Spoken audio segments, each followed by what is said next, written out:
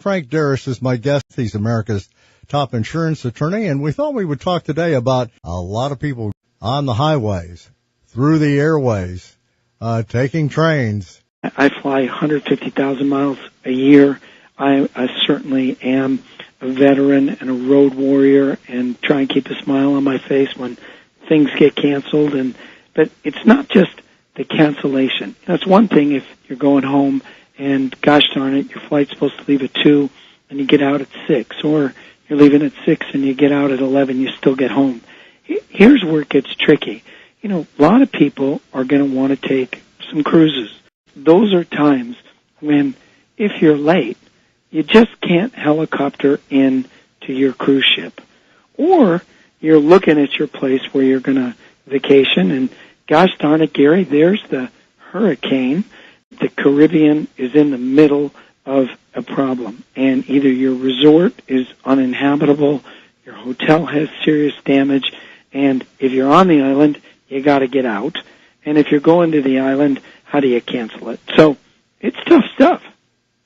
It is, and the other thing that many times happens when you are traveling is that you'll make one reservation, but you'll get behind and you'll not make another reservation that you have, and that happens a lot when you fly, and that screws up everything. Everything is backlogged as a result, and let's face it, one of the things that's changed dramatically is that the airlines today, and they purposely do this, is supply and demand. They make sure that the aircraft that are in the air are near capacity.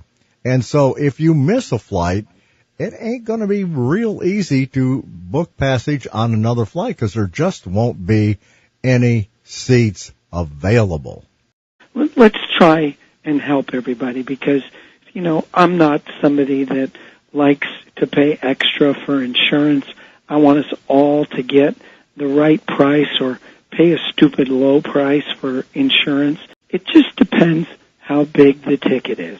How long is the trip? And if you're looking at something that's 7, 10, 14 days, and you're older and you've got some health issues, a traveling companion, they have a problem. They have a heart attack. They can't travel. What do? I think a family emergency that cuts a vacation short or an emergency that precludes you from going, I think you got to look at your family. Hey, if you're young and you're fun and everybody is healthy as a horse, walk right by the travel insurance.